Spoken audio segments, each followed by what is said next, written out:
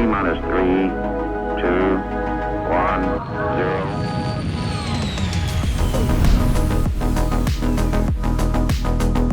0. Hello, everybody. Welcome to the Launch Sequence podcast for another week. We are with you with a top-class pirate and a great and balanced part of a good dinner.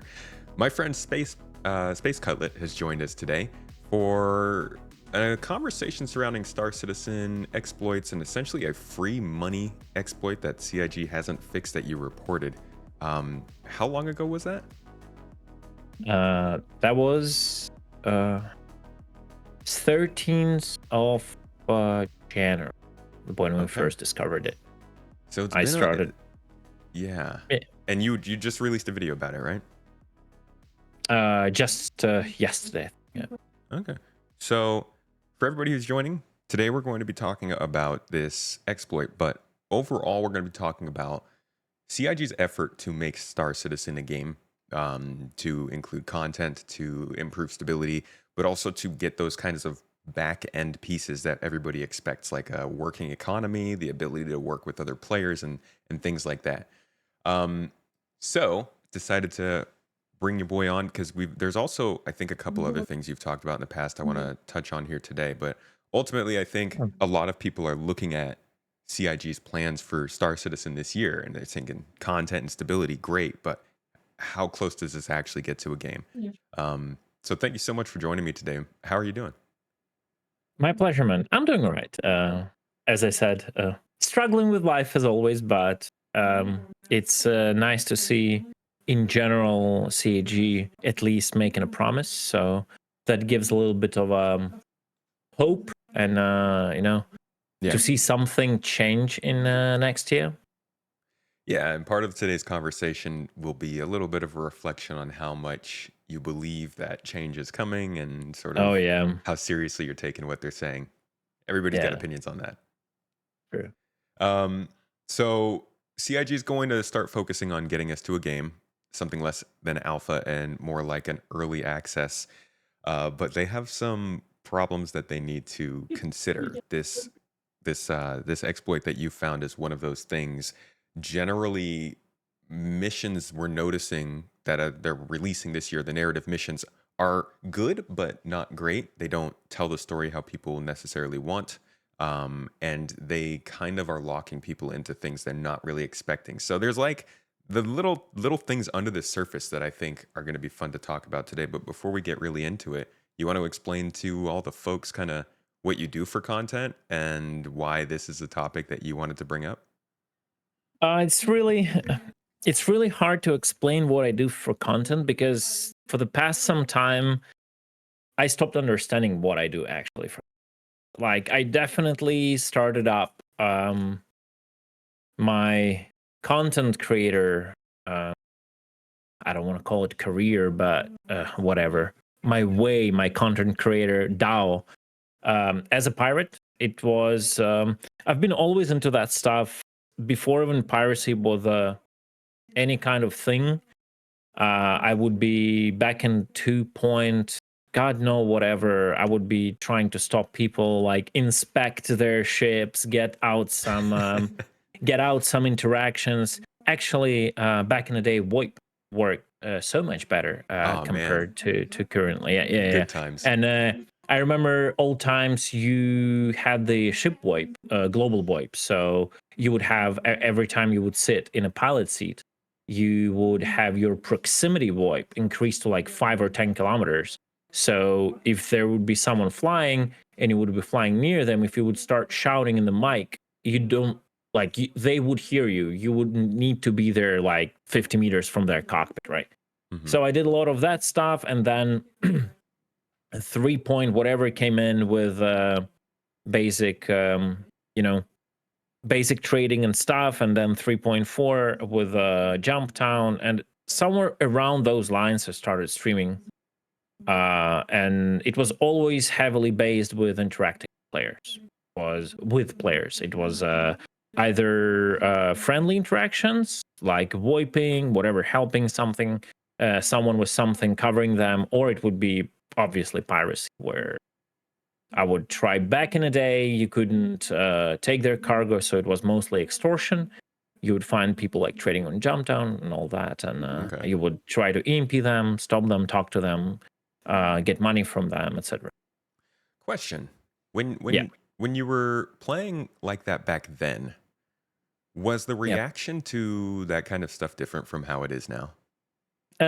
It was worse. Okay. In general, this community like evolved from a group of followers of Chris Roberts. They were the initial like founders and backers of the game, and a lot of them were an older generation, and for a lot of them, maybe Wing Commander was the last game they ever played in. So a lot of them had no idea what is online gaming, what is MMO gaming, what is like player interactions, why someone in an open PvPvE universe, why someone is allowed to enforce their rules by pure and raw power, which is guns and their skill upon them. So all the sentiment that goes around the community for many, many years, anti-PvP, and like we don't negotiate with terrorists, I'll better backspace than I'll give you content, all that stuff. It was worse back then.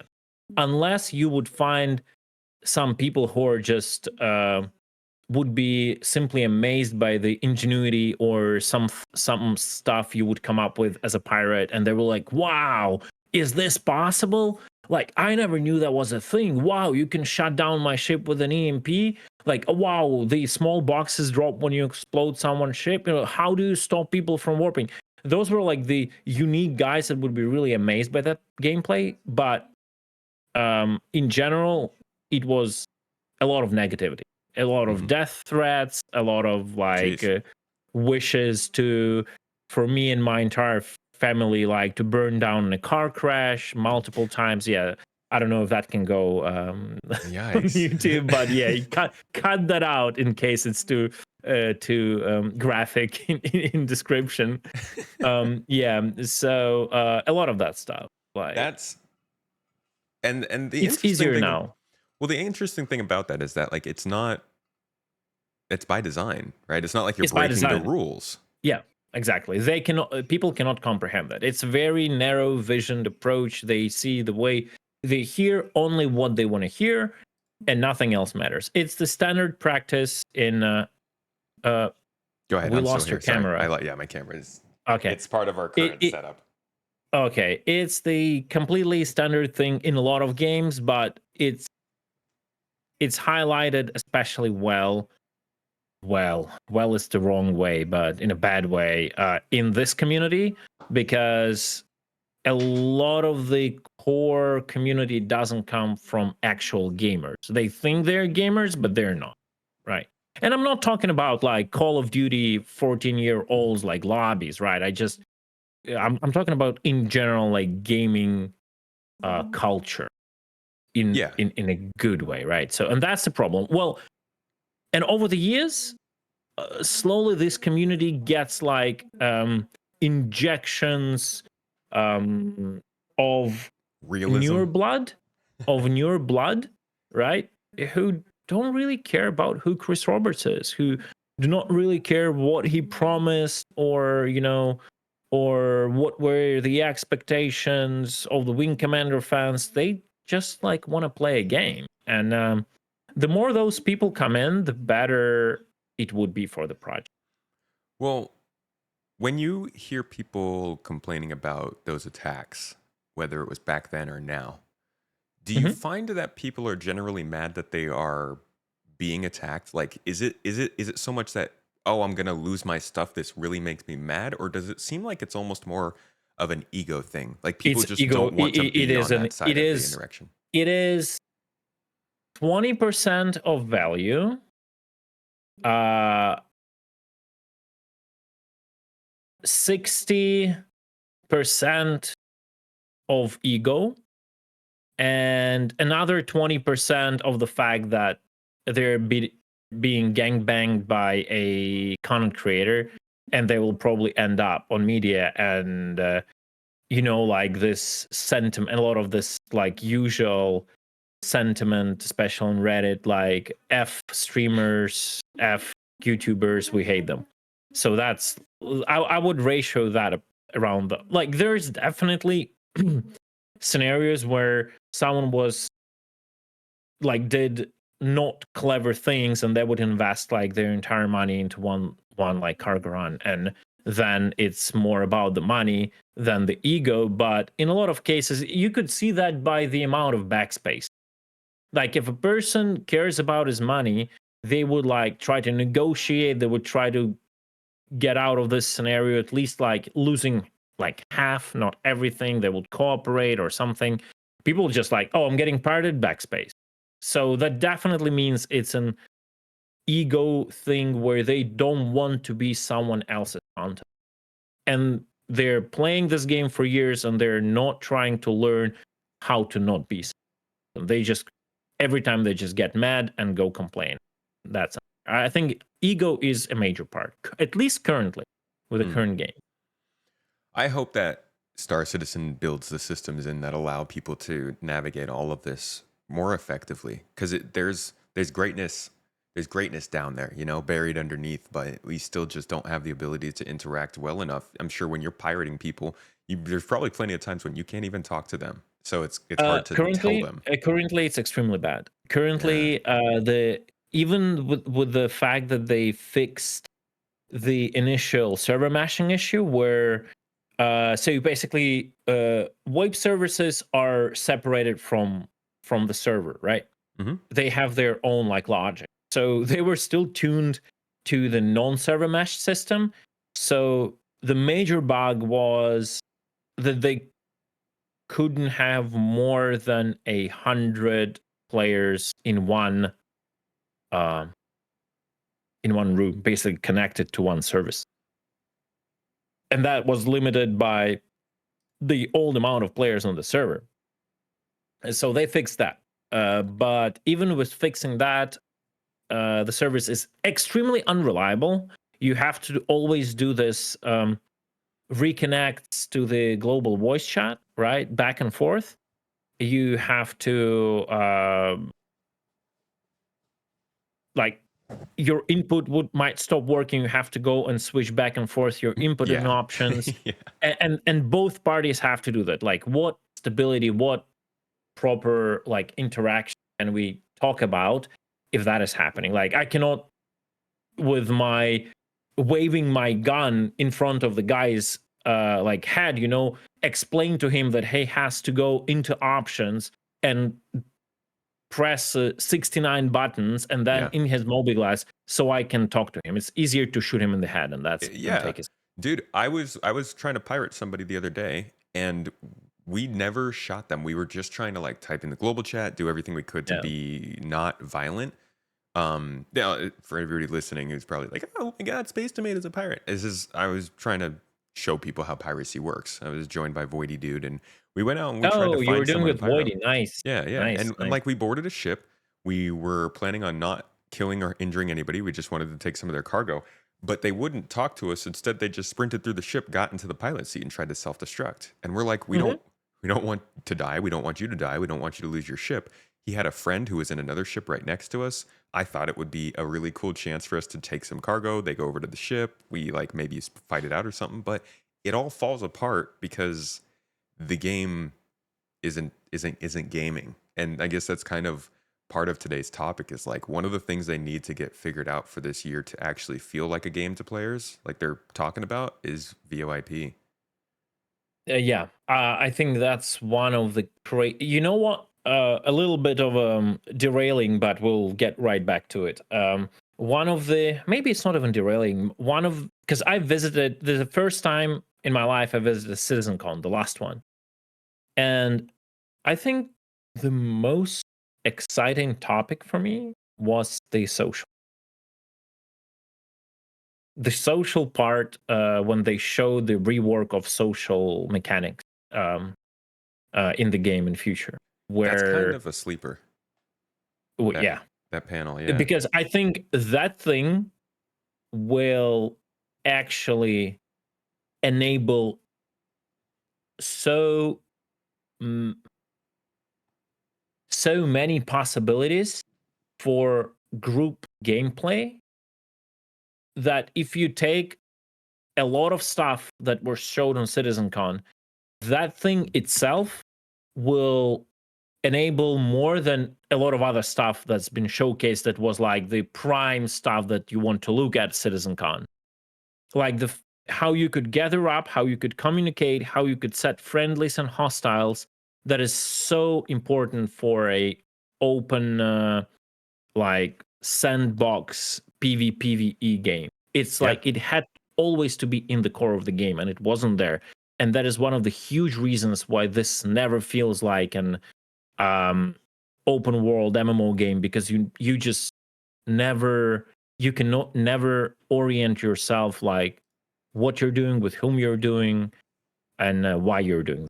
And Yeah. the social stuff will really help. Hopefully, it will bring in also a complete VoIP rework, so all of that like goes in together and works out well. Hopefully, I think that the combination of the things they showed in that panel actually is one of the more important. Like those features together almost is the biggest deal in the whole CitizenCon, because we're looking at the ability to post looking for group posts in the game. So you could just meet up with somebody and be like, I want to run this event and I have nobody to fight with. I don't have a cargo ship. I want to do some cargo. Can somebody join me?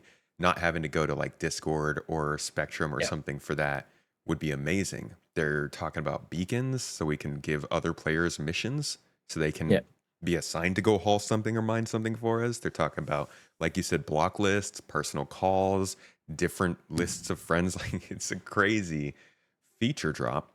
But as a feature drop, is that something that you think they might even do this year?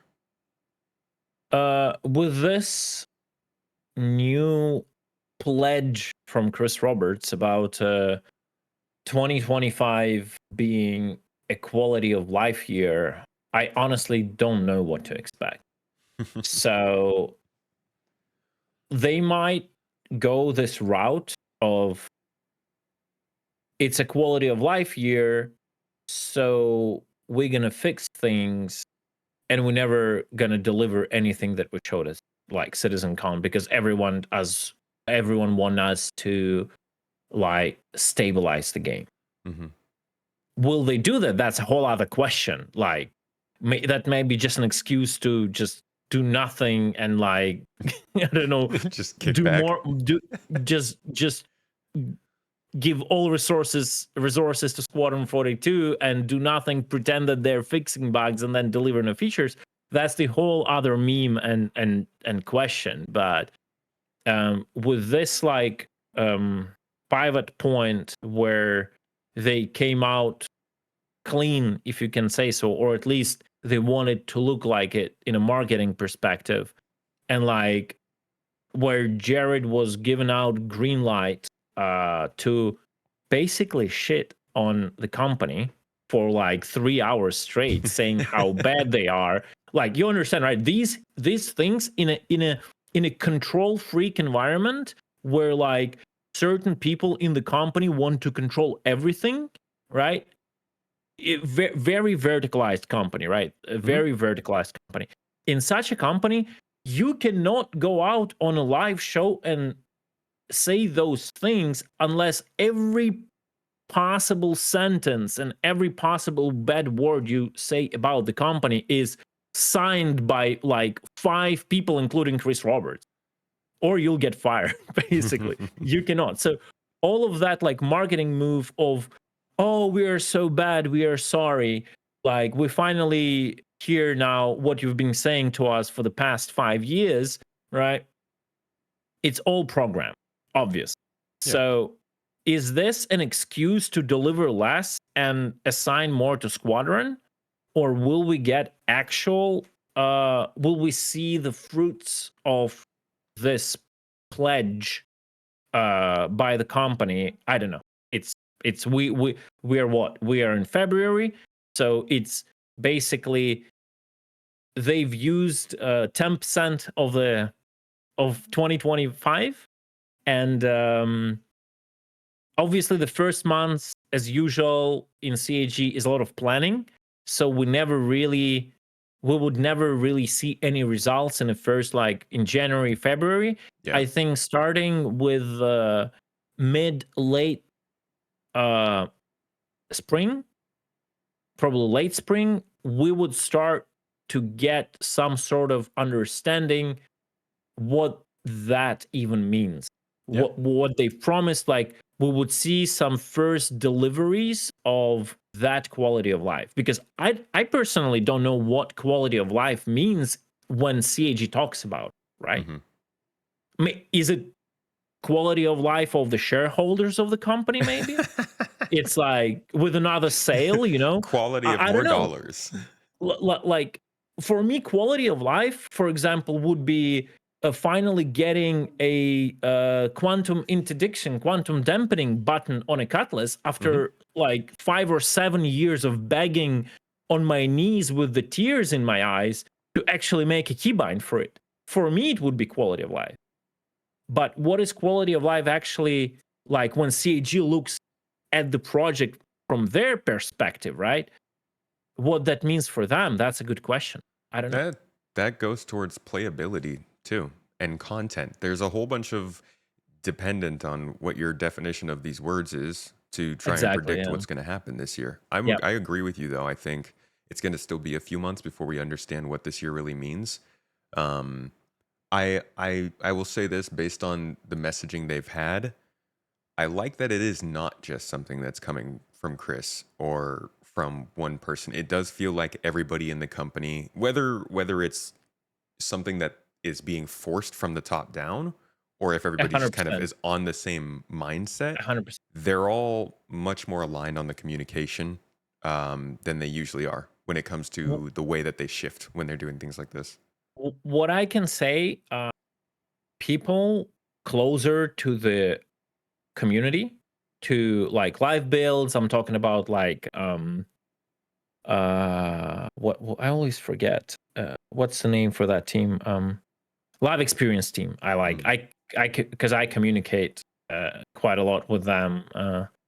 Uh, they feel what we feel a lot, but higher you go in the ranks, further you get to the top of the pyramid, right? Uh, more distorted this disability to play, is perceived, and the higher you go, the more they perceive the game on the some sort of a dev build previews that like it's really hard for them to. Yeah, I cannot blame them, but there is definitely like this bureaucracy um clog communicating between the in the trench line guys in CAG and the higher up, Hmm. and that cripples a lot of decision making that should be faced towards playability and just in general quality of life of players. So now that the higher ups apparently are getting very troubling signals, because like you you have to understand, when you observe it from the top, you perceive it differently. You look at numbers, at incomes and all of that, and you not necessarily understand what's going on the battlefield, right? Yeah, how So players are experiencing it. yeah, so now that they're finally started getting uncertain signals in regard of funding.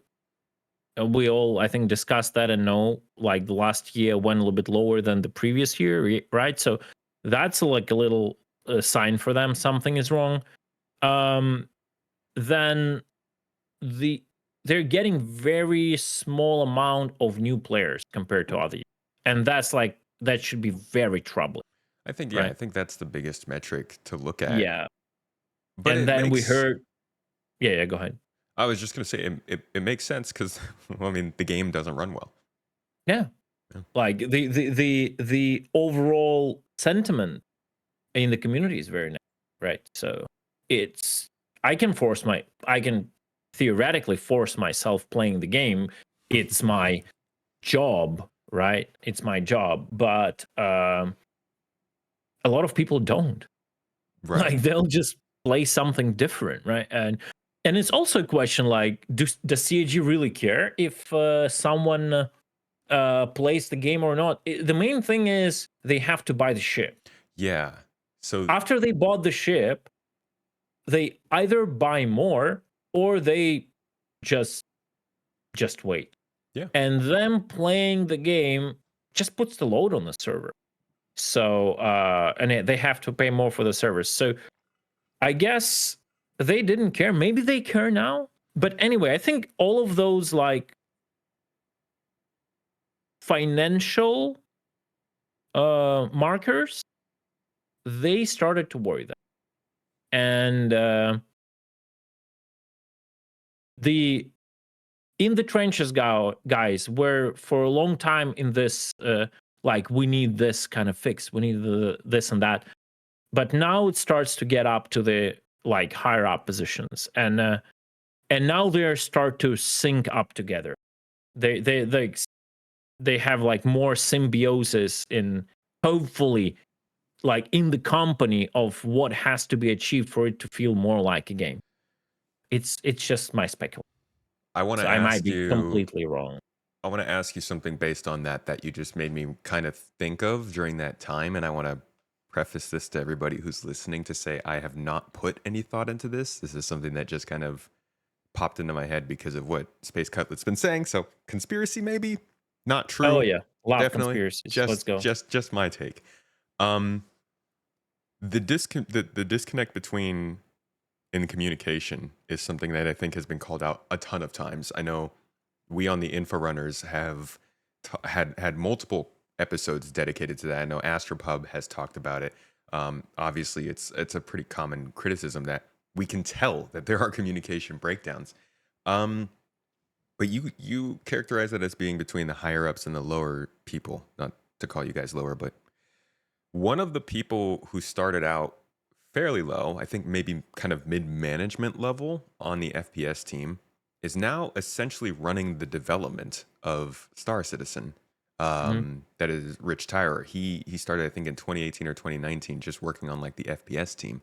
Do you think that it has some effect on the overall development, that he was able to maybe see the way that the company was working in that sort of communication and is now able to be at the top with a different perspective? That's a really hard question. What I can say is that getting higher up changed his perspective. That's one thing I can sure, because I remember Rich watching his watching Jared's shows, and he was there, and the way he talked about the game, about the FPS experience, was I was in love with it. Like, he wanted to create this quite interesting experience in Star Citizen. He brought like Tarkov as an example, like the mix between like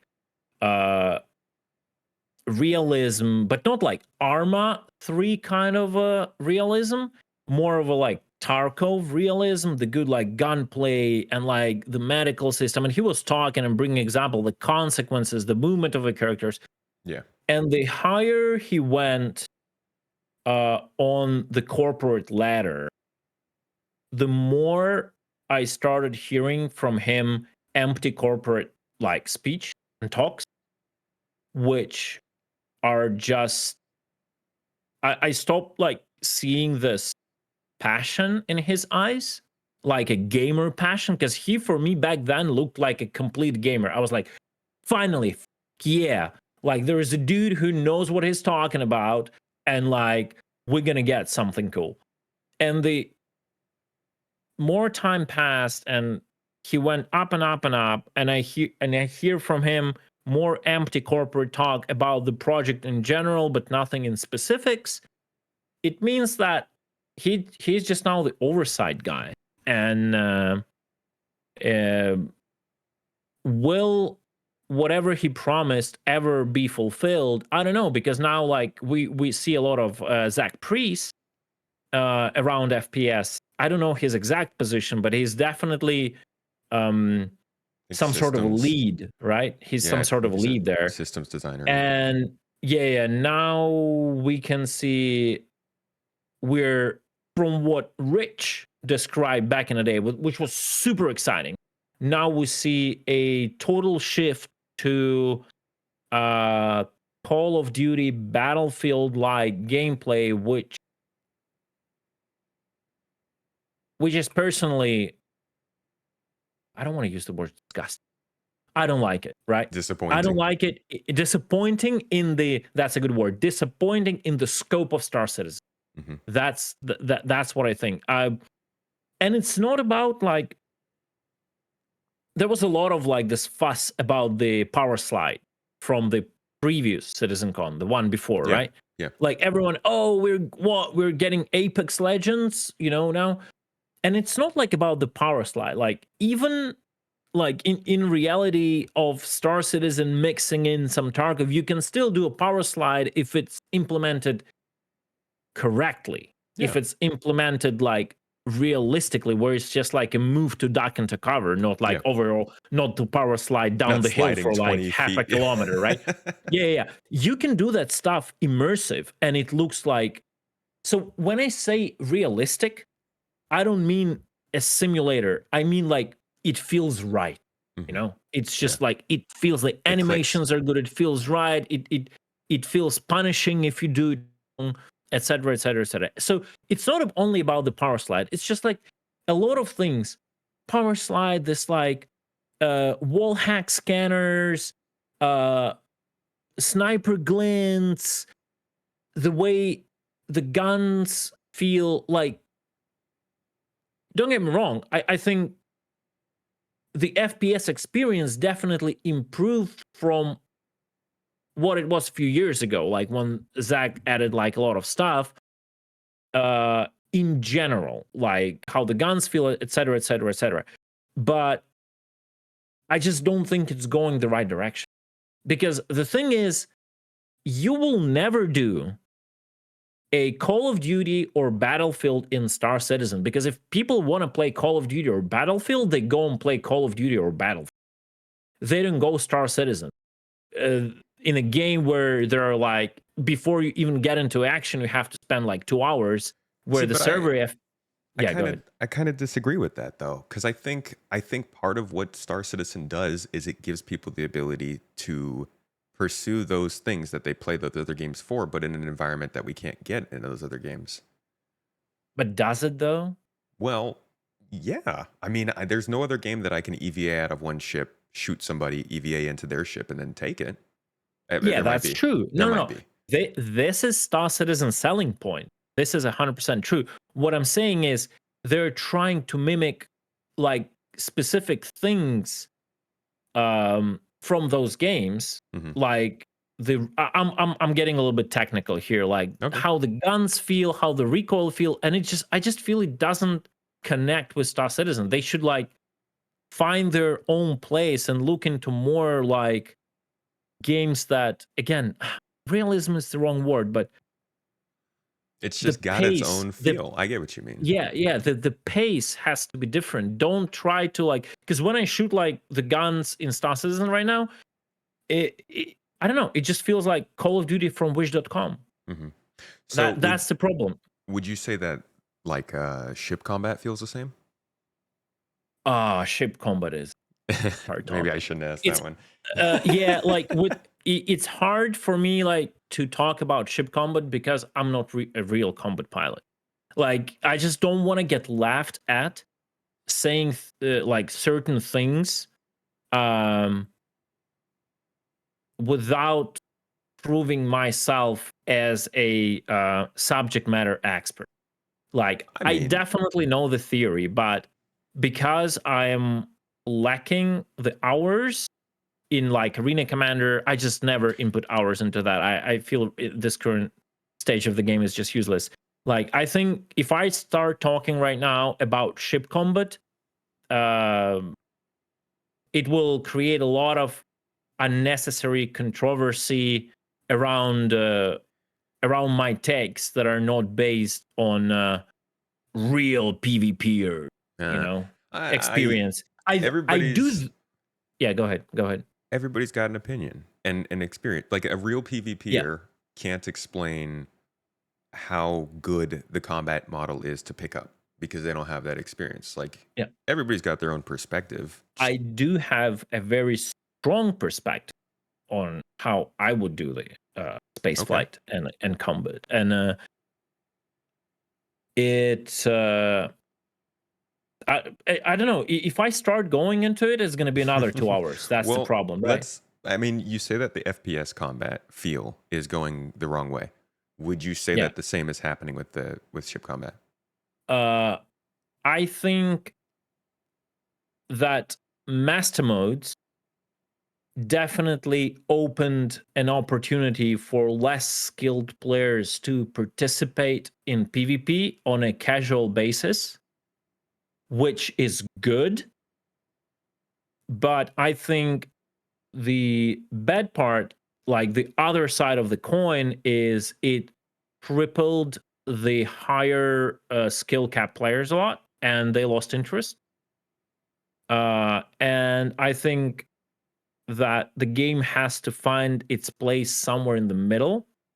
Like a lot of stuff that was introduced by master modes should go away, including the auto ship braking when you are above the SCM God, it's speed. awful. It's so bad. But then it's such a controversial topic because I think there should be an SCM bubble.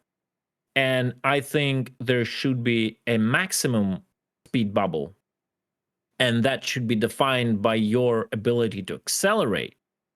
So, like every G of your possible front acceleration or whatever acceleration should be able to penetrate that SCM bubble further and further. And like the further you go through it, the slower you get to your maximum limit, but you shouldn't be pushed back to the SCM, but you should be pushed back in the very end red zone of the top speed because of one of the biggest problems of a non-pushback system, where player A gets to a maximum speed limit, does a 180, and then just keeps back strafing. And because of the speed limit, a player B can never catch up.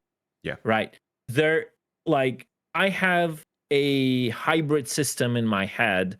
Um, Again, getting into details, we're going to spend here 2 hours right now, or at least an hour. I don't want to do that. I have a hybrid system in my head.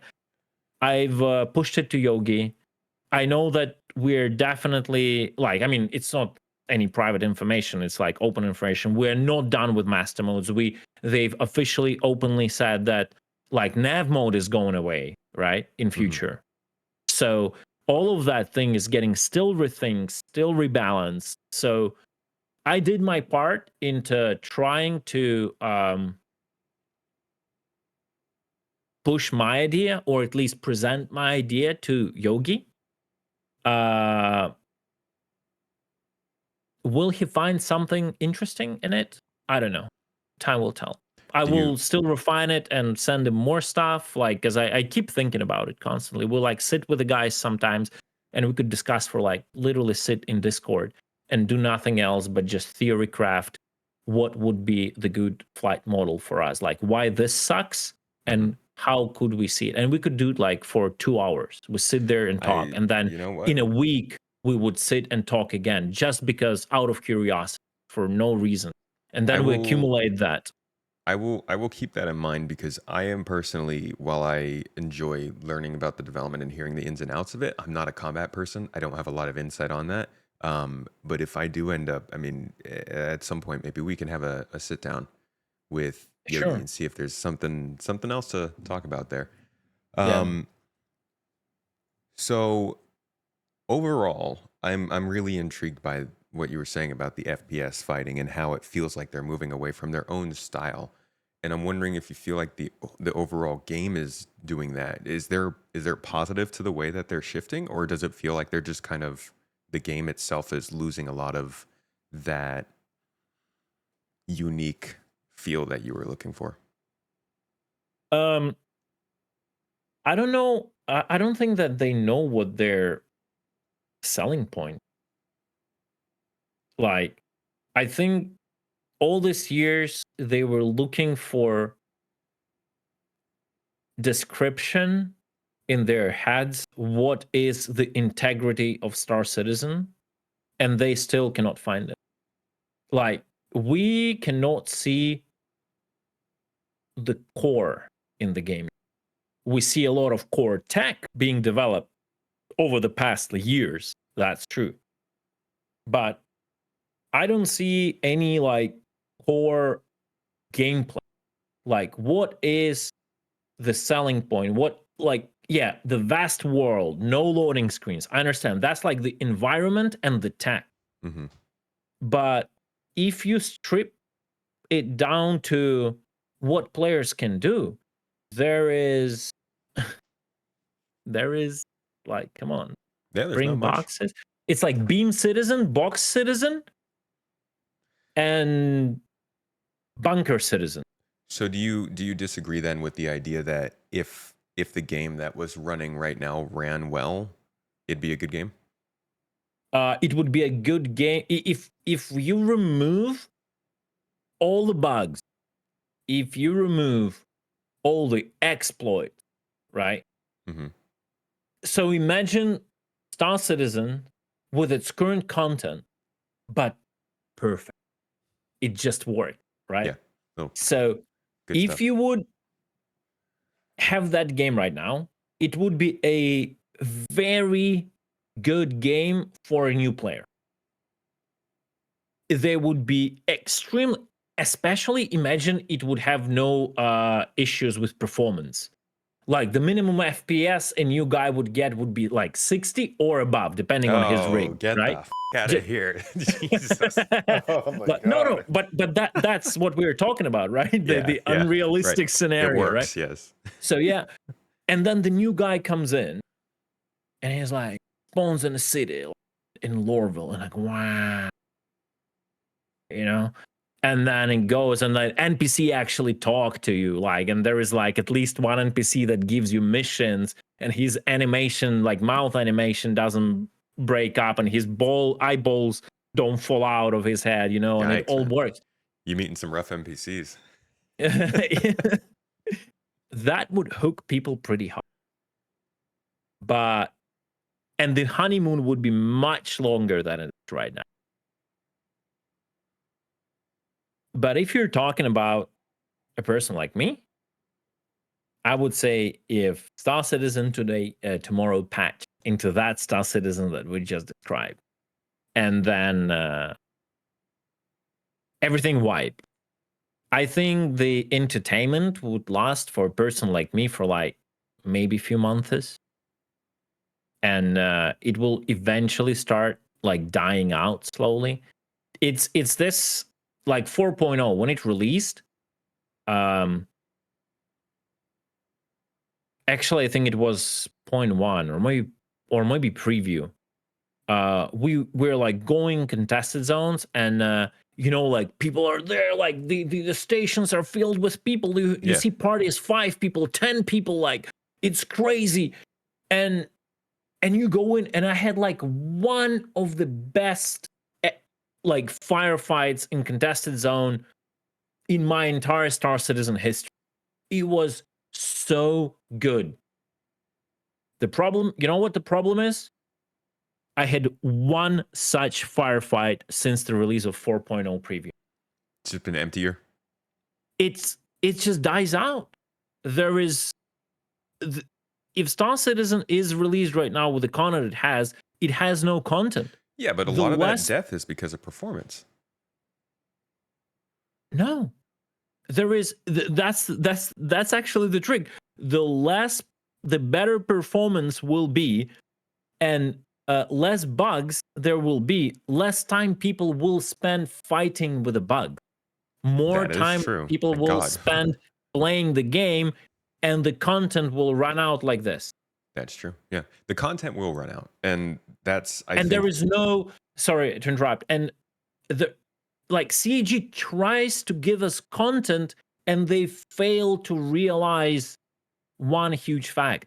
that the biggest infinite source of content in a game that is not a World of Warcraft style driven, where you have an expansion that has a narrative and the player goes through leveling and then they go through raiding and they're done with the expansion unless they're super hardcore and doing something else. You pretty much can like quit World of Warcraft and come up with the next patch and next expansion, right? It's Star Citizen is the opposite of it.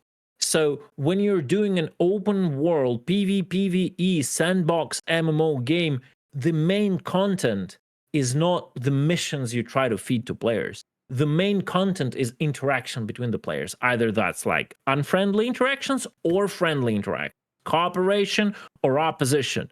The drama in a good way, not the drama like, you know, Reddit drama.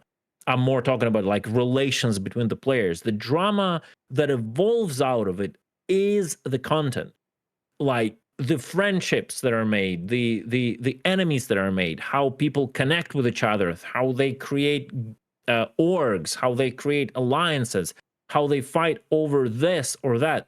That is the pure source of an infinite content in such a game. No developer would be able to like create enough missions for such a game, so you can just be, you know, missions is a tool to grind money. Like there could be narrative missions, which are a tool to open a storyline to certain events, to certain expansions, to whatever. But normal missions, what we used to do, like bounty hunting, whatever, hauling, trading, this is meant to grind money, to give you opportunities for proper social interaction. And that's where the fun starts. At least, again, that is all through my prism, through my perspective. I might be wrong, but that's totally how I feel it like for many years, how I felt it with other games. And that feeling never, before, at least before Star Citizen, never failed me, right? That's what I think is important. That's what they have to focus on. Like they Well, can create as much missions, but in the end, it will be still either moving boxes or shooting NPCs. And no matter what storyline they write in Moby-Glass, right? And they're also not doing that because like they try to push the narrative, they just cannot do it. Like this game doesn't even have the tools to properly push the narrative. Like we don't have like dialogues with NPCs in a proper way implemented where you like feel immersed, where you know like how World of Warcraft do it, right? Like you would but that have the would be constant content, right? That would be there what would they're be, adding. yeah, like there would be like constant cinematics, like you get into location, the camera is caught from your perspective, it flies away, you have the dialogue, you have like something going on, this character, that character, and all of that. Maybe we'll get it again, but But that's the narrative inside of the huge universe. That shouldn't be the only thing that you enjoy in this, right? but when we look at what you're describing, the player interactions, things Mm-hmm. like the ownership system or being able to assign permissions on ships or resource management, these are the like those are the things that would enrich our interactions with other players, but those are also the things that cause the instability that people don't want. Well, yes, I guess you're right.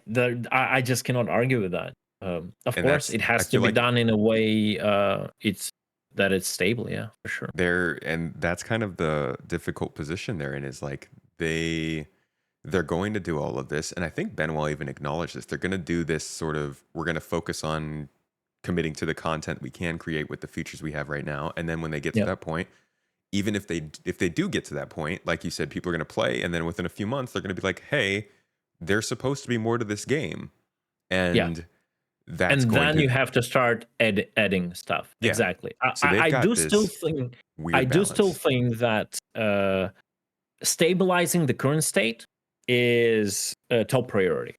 That is a right move. And again, that's something that people who are focused on actually playing the game, not like fantasizing their CCU chains, right? Those players were calling that out like since 5 years, right? So they finally came up to this conclusion, and that's good. So the scenario I described, it's a fantasy scenario anyway. Yeah. If technically that would happen like tomorrow, like this, I think like first few months would be interesting, and then it will just fall off because like the result. That was just theoretical answer to your question. Yeah. Because of things will not go like this, we will not get a perfect Star Citizen tomorrow for sure. It's not happening. We will just have to see how it develops. But um, focusing on as perfect or as working as possible Star Citizen, I think that's something I agree with CG 100%. It has to be done like long ago. When we get to the point of those 2 months and we are bored, we will deal with that when we cross that bridge, right? Because we've been bored for the past 10 years. It's fine. We can be bored for another 2 months. I'll survive. It's okay. It's okay. If anything, I think that's part of this is like you said in the very beginning of this show, it's a different community now. Like people, it's a different amount of people who would be willing to put up with the jank even 3 years ago versus this year. Yeah. But what we've been talking about has been a lot of how they can make the game better. For many people, there are a lot of obvious choices, but as I said at the beginning of this show, just a cool 50 minutes ago, we did have a reason for coming together for this talk, and it is one of the big exploits that you found, and I think shines a light on another part of the game that they're going to have to figure out. And people aren't thinking about. People think about lag, desync, and glitches, but like player possible exploits can be a big part of destabilizing this game. Can you explain to anybody who's listening kind of what you found and why you think it's such a big deal for Star Citizen? Well, basically, at the mid January, we found an exploit with the Hull C. Just a few words about it. You have a way to sell the cargo from Hull C where you get the money and you don't lose the cargo. So the moment you get the money, you go and sell the same cargo again, and you do it infinitely until the station runs out of demand, right? And then you go to another station and sell that to another station. Yeah. With a 0.2 patch and this supplier die, where your Hull C can hold a load of 50 million, you just 50 million, 50 million, 25 million, then demand is out. You warp to another station, 50 million, 50 million, 25 million, warp to another station, and you get like billions in one day. It's cargo hauling insane. without the hard part. Yeah. So, and it's like very controversial. From one side, well, I tried to be as quiet. I gave CG time to fix it in 0.1. Obviously, reported, everything's been addressed, even privately. That didn't catch their attention. Now that the 0.2 came out on P2 and we tested it, works. And with this supply mission that gives you like 50 million per cell, it becomes like quite insane. Like if you, before that, you could get like millions, by exploiting. You had to know about the exploit, which not many people did. You could min-max it, like what cargo you take, etc., etc. It was exploity, but it wasn't extreme. With this commodity right now that will be available at 0.2 patch, it's going to get pretty savage. So I've seen it's not fixed, and I was like, okay, I'm making a video. I don't really like it. It did went viral, so from the standpoint of content creation, I can be totally blamed. You just do it for the clickbait and views. Yeah, I mean, for sure. You can blame me on that. I don't really care. But from a gamer standpoint, I see it instantly started the traction, and it went wild everywhere in Discords, on Reddit, on Spectrum, and instantly triggered reaction from CAG. What did they do? Um, I don't know if I can disclose that information, but Okay, all I that's can fair. say, it triggered reaction of CAG, Okay. and that was the whole point. So That was the whole point. I don't know what they're gonna do it. Will they manage to fix it to point to? But the video basically achieved my initial goal, and that okay. was not the amount of viewership.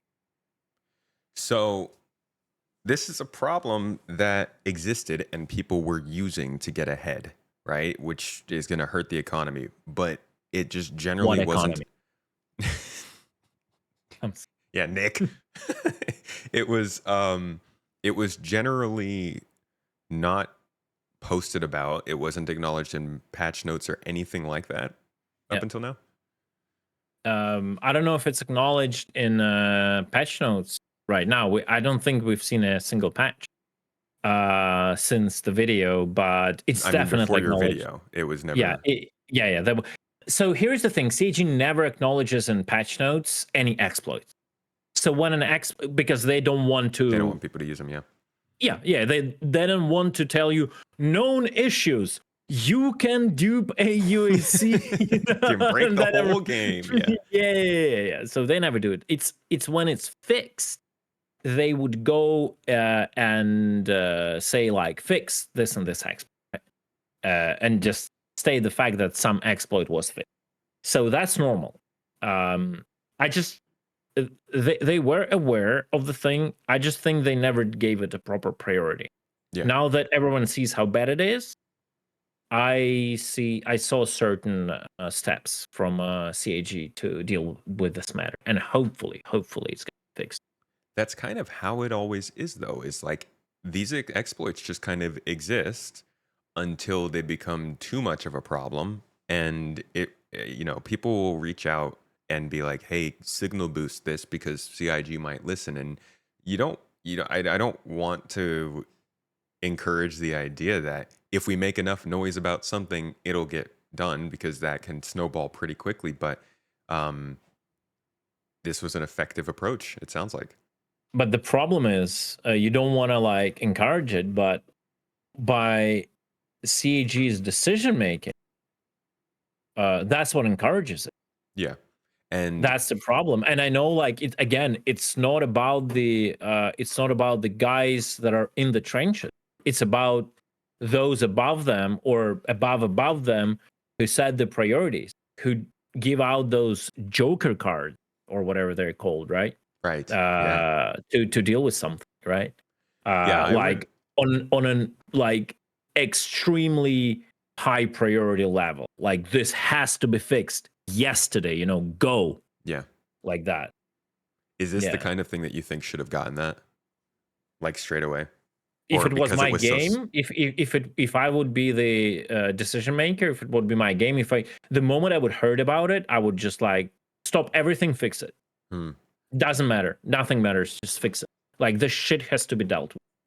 But again, it's such a developing game, and with the what economy, that probably they just don't care, right? There is no real economy in the game. Like if you guys will become billionaires, how does it impact other guys? Like Star Citizen is such a single player game that no one really cares. Oh, dude, Like don't tell me that, man. I it's get told it's a so many single times.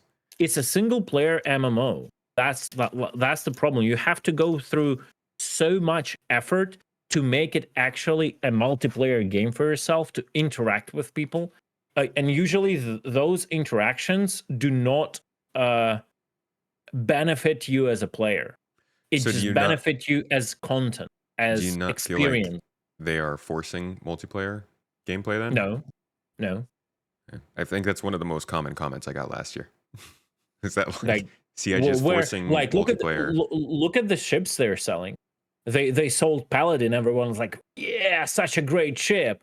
And then like babies started crying on Spectrum, and Xylo specifically came up with a correction, because they know they wouldn't sell as much as they want to sell. That, oh no, it's okay.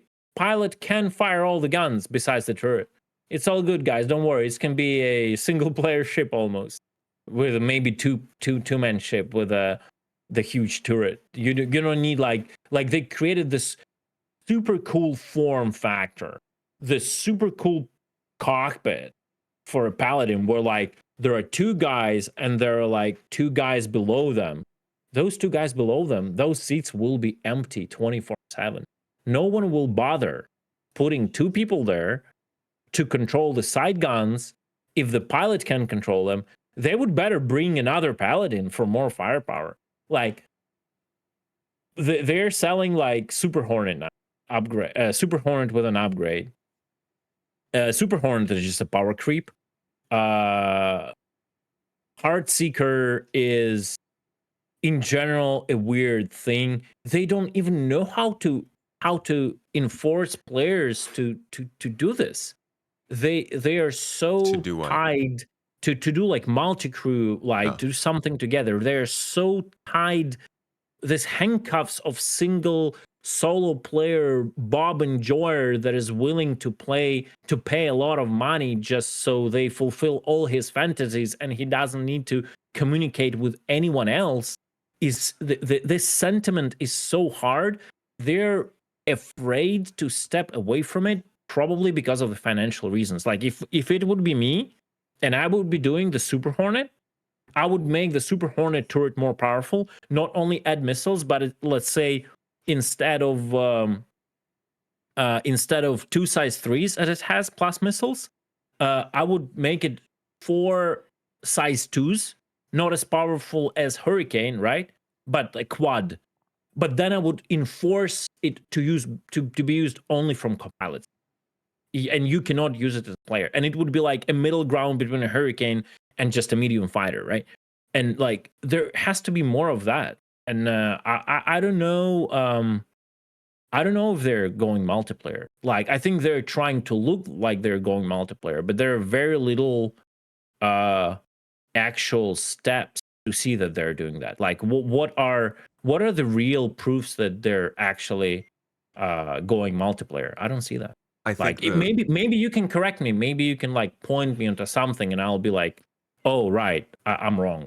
well, I think the reason that it became a popular comment last year is because conversations surrounding engineering started to come up more, and people realized that ships might require some more crew if it's a larger ship doing a lot of things. But even that gameplay, I think, isn't going to be a huge paradigm shift like people are making it out to be. I think it's more long term than like impacting your 30 minutes of gameplay. So I actually agree with you. I think that the game tends to focus quite a bit on making sure that solo players are capable of playing. I think that there's also some focus on multiplayer we could see from systems coming in. And I think that's coming up more now that server meshing is in. But it, no matter what view you take, there's Mhm. definitely a strong feeling in the community that Star Citizen is focusing too much on multiplayer, and with the caveat, this is something that's always mentioned whenever people say this, the majority of their backers, the majority of players like solo play. So if CIG wants to be successful, they should pursue the majority of those players and emphasize solo play rather than focusing on the multiplayer that the game kind of wanted to do. Yeah, it's a dilemma. It's a dilemma. Make game for everyone and end up making game for no one, or make actually a good game. Uh, there is a saying, I think it was from one of the Israel leaders. I don't remember who is the originator of that phrase, but I don't know what my people want. I know what they need.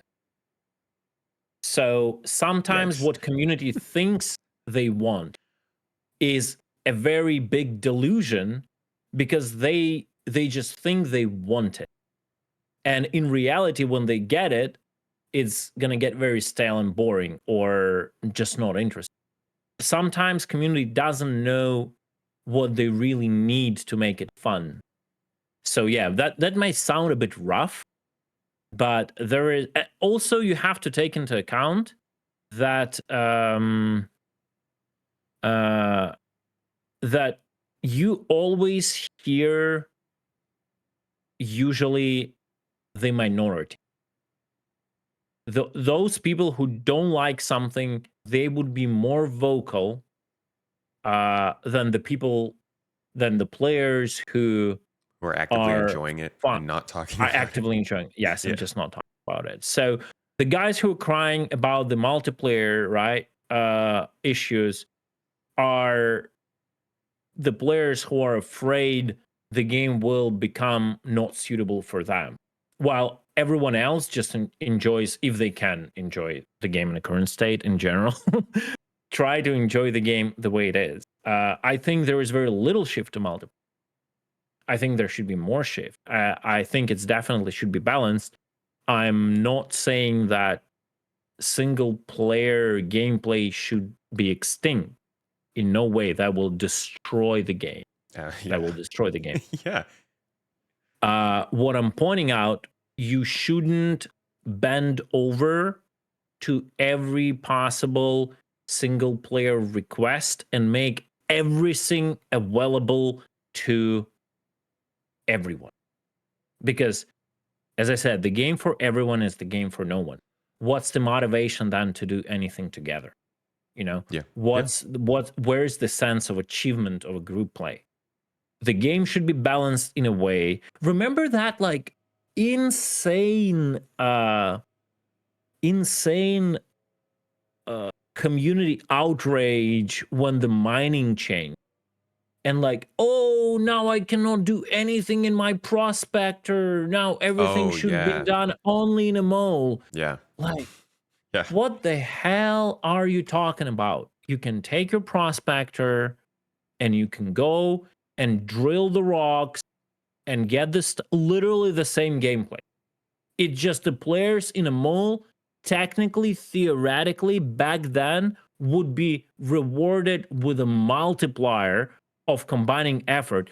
You're not even being locked out of some unique gameplay. It's just literally the same gameplay. Go find a rock, look at it, drill it, extract it, refine it, get the money. They will just get more per person technically because they made an effort, like the group effort. I'm not even sure they earn more money. We have to ask Yeah, Seldom you have to because like split it out. It's yeah, more complicated than just being like yeah, yes or no, they can't do that. yeah, And I yeah. think a So lot of so people.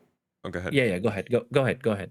Well, I was just going to say, I think a lot of people miss how gray an area there is between solo and group play. You can easily go from being a solo player mining a rock to two group players because somebody came and had to grab the bags from you.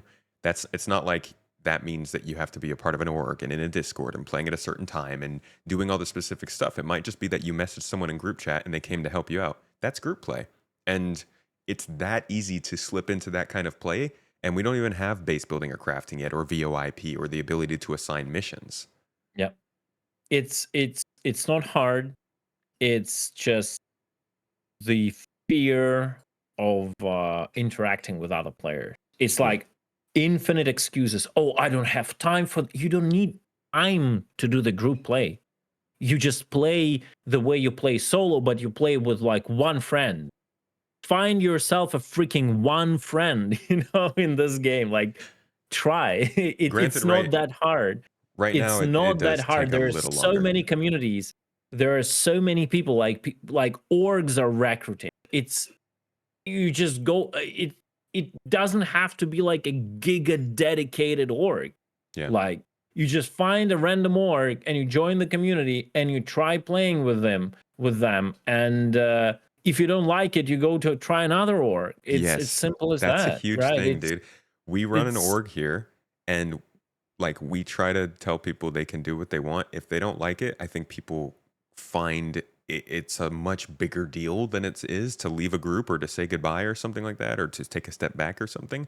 And it's not yeah. like you're saying, people can jump in and out of Discords, hop into a voice chat, say hi, ask what's going on, or not. You can always jump in and just use text chat. But I think there is definitely like there's a social aspect to how much we can. Barrier. There's a huge barrier.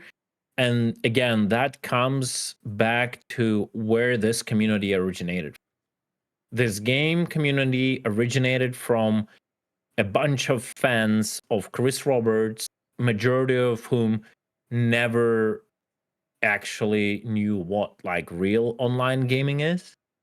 They were like fans of his single player stuff, and the core of the community was not like online gamers, and it's going to be a very long process where this is like the core, and then the asteroid should hit it, and then it should drill it and slowly mix in, and then like seed in this multiplayer mindset into that core, where it slowly transforms and that becomes like a norm.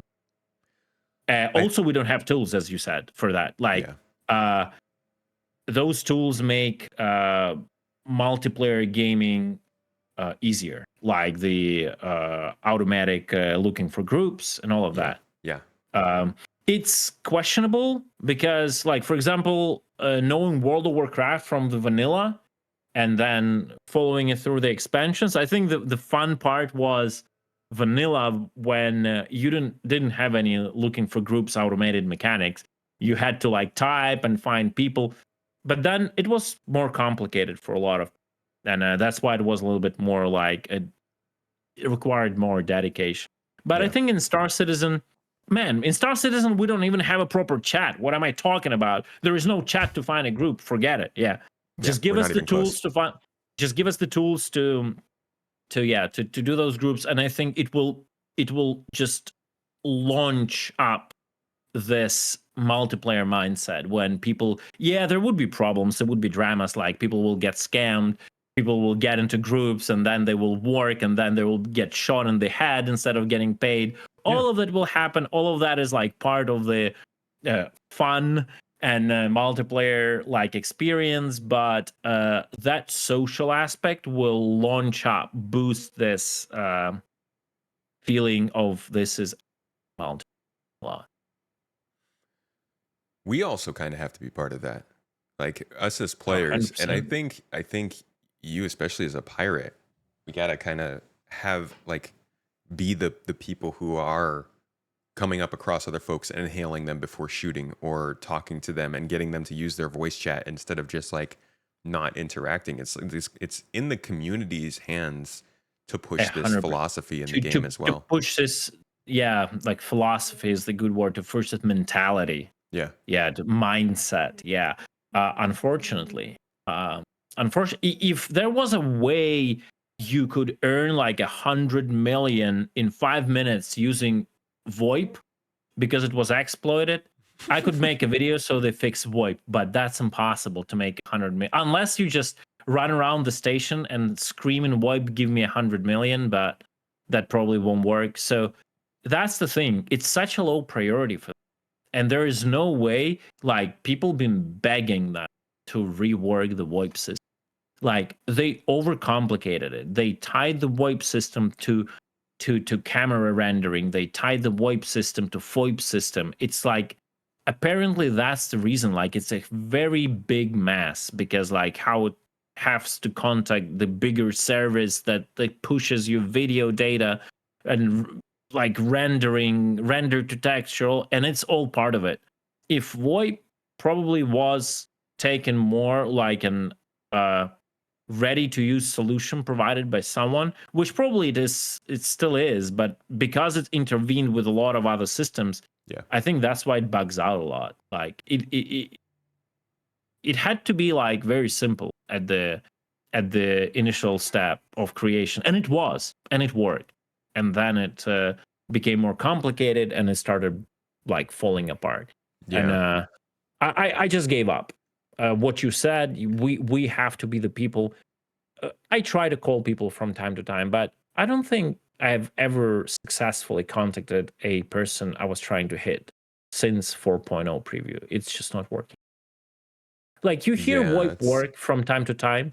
You would hear it in the stations, Um, yeah. I hear whenever it every once in a someone, while. yeah, whenever someone does a direct call to you, who knows what they're doing, like Tumblr or someone would call me, and we all both know how to troubleshoot it. We could technically talk, but the moment there is like a random person, it's GG. Yeah. It doesn't GG. work. It's a bummer. Yeah. Well, to wrap things up here on this talk, I think this is a really good look at what CIG could do to improve the game, like they say they're going to this year. Not like a guidebook. We don't know better than CIG or anything, but these are some of the less obvious things I think people think about when they hear stability and content fixes that I'm hoping that CIG focuses on this year. But to wrap things up, I do want to hear from you. What is, after all this talk, what is some content that you would want to see this year? Like what's something that would really make the game better for you? Uh, it's hard to say, like, because this year is the problem. Like when you say what content you want to see this year, I don't know what they're capable of pushing Hmm. this. I definitely, in general, want to start seeing. I think that's one of the major things that will add replayability. Um, I want to see like life and death of assets. Or F that, or like Death of a Spaceman. It's a weird concept. I still don't understand why they're even trying to implement it, or why Chris still talks about it. What I want to see is death of an asset. Uh, the consequences for the act. What happens when the ship's destroyed? How the insurance works? Like I want people to stop getting everything back when they lose, and because that gives that ripples with the very big waves and huge impact on the longevity of the game. The best time usually is after the wipe, when a lot of people are doing a lot of things, and you either cooperate with them, or you pirate them, or you fight them. It doesn't matter. And the further away from the wipe, the less game feels alive. Why? Because everyone has or majority has majority of the stuff they want to, and they're either playing the game less, or they're doing less activities, or whatever. This all comes to there are not enough syncs, not even for the AUEC, because what CAG was mostly focused on is, oh, we need to create more syncs for the AUEC. They don't only have to create syncs for AUC, they have to create syncs for assets. They have to create syncs for components, like, because a lot of stuff just doesn't matter. What if you got the components once from contested zones? You never go there again. You don't need them. All right. And wouldn't it be fun if contested zones would be extremely active, no matter how many months after the wipe it is, where there are people who specialize in contested zones, and they go and farm those grade A components, grade B and grade A components, and then they actually trade and sell it to the people who need those components. And when those people lose those components, they come back to those players again. It's just obviously the time invested should be definitely balanced to what they pay for those components, so they can even go to the guy and buy them in bulk. You could buy like 20 of each, so you can like sit and equip them to 20 ships you lose in a row. I think that is something CG has to solve, and if they don't solve it, I think the verse will be always in a state of constantly dying like body. That it's like it got refreshed, and the moment like the refresh is done, aka wipe, it starts to get zombified with every day, like more and more, and becomes like this barely walking zombie in a year where everything is boring, no one cares, everyone flies their like 890 jumps, doing screenshots, maybe doing some RP, and the fights are for nothing. You just fight for the sake of fighting. You don't fight for resources. You don't fight for control. You just shoot stuff, and then it just spirals down to this like, this game is so boring. I wish they would wipe sooner. Right? That's the main thing CG has to tackle as a company. So you're And looking for syncs, economic and asset syncs. asset sinks create demand on the items that you cannot get just from trading. Like it's a very long topic, but in general, I think people should lose everything. I don't want to say ships because I guess someone from your audience might try to find my real address and just get rid of me Take as a your ship. person if I say this. Yeah, but I definitely think that They're good people. pledging, all of this pledging, the more we pledge, the more we get this weird LTI. No one understands how it works, and now they made the promise on the last CitizenCon that now there is insurance and then there is warranty. So like they're digging their grave deeper and deeper with the promises of giving everything back to players, right? And that what worries me the most. With all of those promises, will they ever be able to create an actual like sandbox game where PvP connects with PvE, like grind industry connects with other players, and there is constant demand for something because there is this like life and death cycle where to obtain something rare, you have to be at a certain location. You have to have the control of a certain location. And like to be in control of that location, you got to fight it out, which means either your side or the other side will lose assets. And then those assets have to be created from the resources that that location provides. And it's like infinite battle that goes on between players, and players are taking sides. They create alliances. They like form up like the strategies. This whole like drama is created, right? If CAG will not be able to tackle that, it's gonna be a failure. It's gonna be like World of Warcraft in space, that they will release a patch once X amount of time, drive some narrative, and then everyone will sit and wait for another patch. I think that's the main thing for SC to tackle. Well, yeah, this year of all years, I think is going to be the least focused on that. So yeah, I don't think we will see anything like this. Even the steps towards this. I don't. Yeah, I think it's agree. mainly going to be that If narrative we get focused something, if we get something from base building this year, that would be good. Because in the end of the day, they teased Pioneer on the CitizenCon as the next 12, 18 month. Remember? Like the starting last development, not releasing. Yeah, but also what they said, base building will not no, wait, they teased the silhouette of Pioneer as like working on it and releasing it, right? No, for that video, they said they were all the ships that they'd be working on in the next 12 months. Oh, so like a working on little- doesn't mean releasing, yeah. Yeah. But on the good note, what they said is Pioneer the base building will not wait for the release of Pioneer. Yeah, Pioneer yeah. will be like the final stage of the biggest base building, right? So, which means probably there will be something that will Yeah. be fed to us during the year, and at least being able to create your own little like a tripod hut somewhere in the Little house. desert. Yeah, Small house with one chest where you would put one little key to, I don't know, to all your secrets there, and protect it and guard it and sleep there in your Valentine's heart-shaped bed,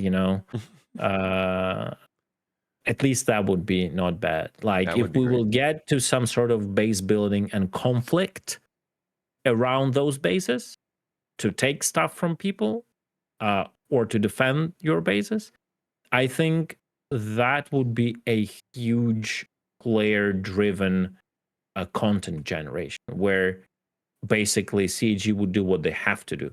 They don't give us, this is the content, eat my content, here's the spoon with the content, you have to deliver this box, here, eat it. No, they would not deliver you the content, but they will deliver you the tool to create your own content between other players. Yeah. I don't need to be fed the content. I can create it myself if I have the tools. This is what EVE Online does the best. With all the little like narratives they have, this universe, its lore, and like story arcs they have, this is all like the background. But the biggest thing they do in EVE is they're giving the tools for players to create their own content, their own conflict, their own drama, and it's like been going for 20 years and still going. And I think that is the key of with success. On that note, I do think that some of the best content they could add to the game is just having NPCs flying ships around. That would be a good addition in general. That would be a good addition. Yeah, 'Cause you could like use to that feel for- it more living, breathing. Man, I'm talking Chris Roberts Warzone now. Well, I mean, To feel it like for a living, breathing universe. Yeah. for somebody like you, that creates a ton more targets to pirate, right? Would you, if you had NPCs that No. you wouldn't. Specifically me, no. I'm not getting hard on like NPC action. I think it's just like in general. Like I'm very anti PvE content. I do it from time to time when I want to chill. When I just want to do nothing, I want to do some grind. Like yesterday, I was literally streaming and I was doing like PvE day. It was like real guys have like leg day, all that. I had a PvE day. It was really you gotta hard train for the me. muscle, man. So Yeah, like if it was hard for me. It was hard for me to survive if you that attacked the PvE ship day. and boarded it and you were fighting to steal the cargo and you found out that it wasn't a player you were fighting but an NPC, what would you do? I don't know. My manhood will instantly go soft. So it's like an ego thing? It's a player interaction thing. Maybe it's an ego thing. I don't know where it actually grows like subconsciously. Like what's the human nature? It's hard to say if it's ego. It's entertainment. Like whenever so this is the thing. Do you play MOBA games? No. But you are aware what are MOBA games. I know what they are, right? Yeah. I've Yeah, seen them. or Counter-Strike. Counter-Strike. Let's take Counter-Strike. How long can you play competitive Counter-Strike 5 versus 5 against the bot?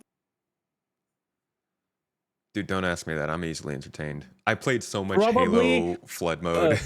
Probably for 1 hour until, I mean, obviously you can make the bots insane, right? And they will beat you every time. They will like 100% aim bot, like insta-kill you, it doesn't matter. But you can probably play it like for 1 hour just to understand how Counter-Strike works.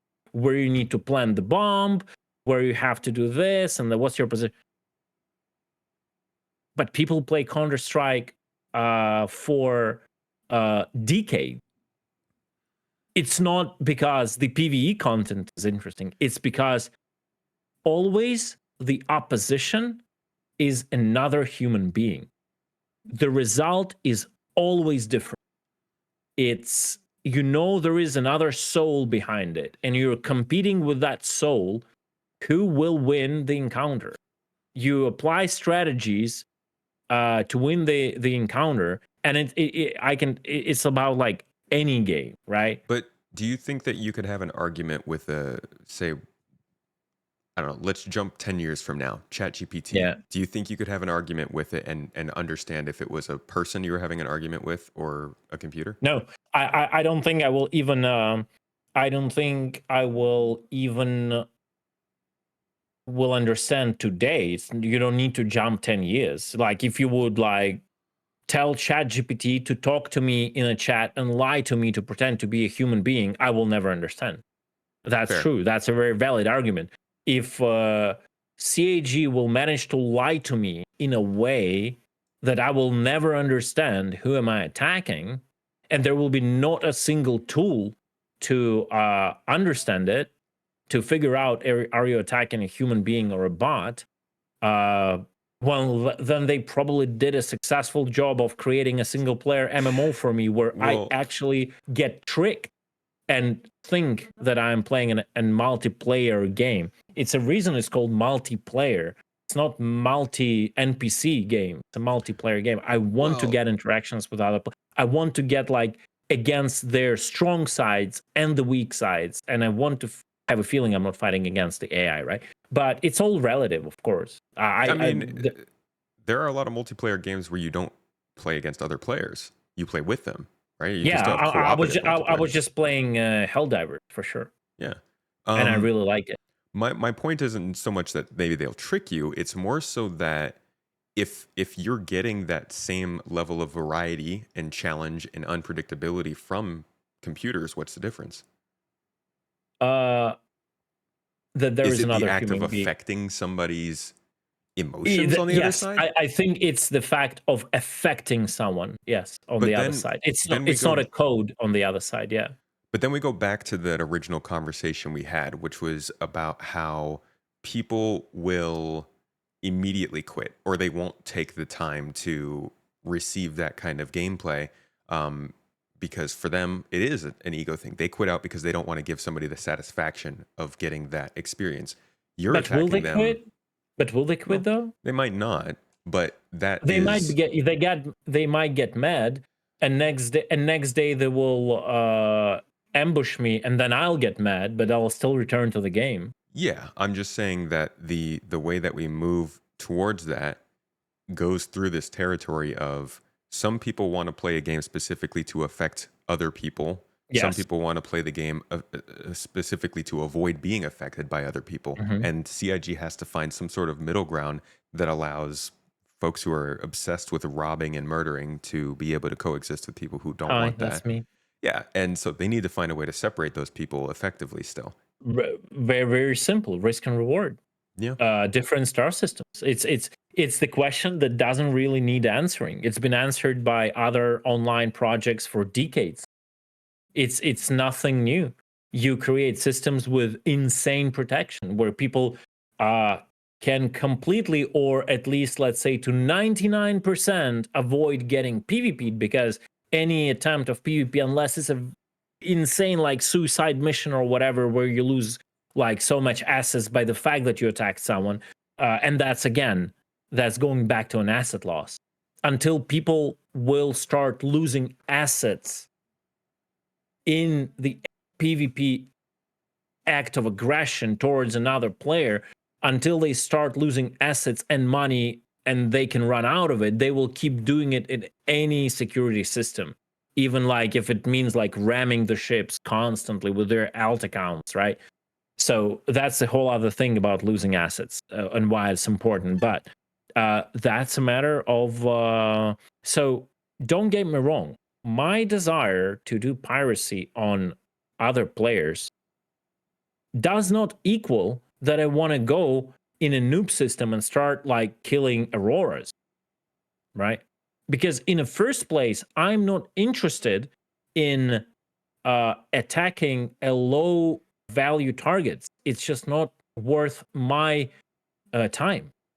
I want to attack a high value targets when it's risky, when there's a lot of opposition. But if you win that encounter, you get a lot of stuff. And guess what? The high value targets should naturally be gravitated in a high risk areas, because you cannot be a high value target in a low risk area, because there is nothing high value in a low risk area.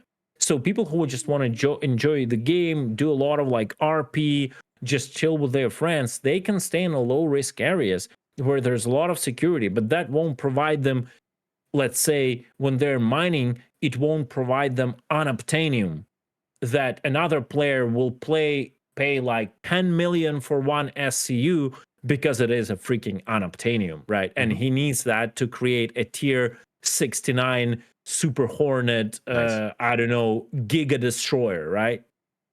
But Yeah. then again, if that guy doesn't want to put up with the risk of getting unobtainium, he can chill in Terra system as much as he wants. I won't even think looking at him. I will probably, when I want to relax, go to him and say, "Hey, dude, let's mine together. I'm a pirate emeritus. I'm not pirating today. Pirating today. I'm retired. Let's go mine together in Terra and just have some fun." But then next day I wake up and I'm again bloodthirsty, and I'll just go to Pyro or Nick or whatever. Like, yeah, it can be managed. Yeah. CG can manage it. It's It's going to it's be a not a problem. risk Risk and Uh, reward thing. in the worst case scenario, like I know CAG don't really like creating this artificial things, but if player killing in a low threat areas will get out of hand, they can always come up with like an something that in even line is called Concord. That's a special police force in even line that is that reacts only to PvP aggression in high security zones. Basically, what happens, they instantly jump in on aggression and just destroy their aggression. Like there are ways to work around it. You can, Yeah. as I said before, you can like just suicide mission into someone if that is like if that is profitable in general. But that's the rule. So CAG can do the same thing. They can create Star Citizens Concord with insane AI that will bend a little bit, cheese the rules of usual engagement, give them special guns, beam lasers that don't miss, and they just zap away the aggressor. Yeah. And I think then so. everyone who doesn't want to participate in PvP, in general, they just don't like it. They sit there and mine titanium and corundum, and I will go mine unobtainium in pyro or whatever. Yeah. All right, Space Cutlet. Thank you so much for joining me for this talk. A little look at how Star Citizen could become a better game, even outside of maybe the more obvious topics.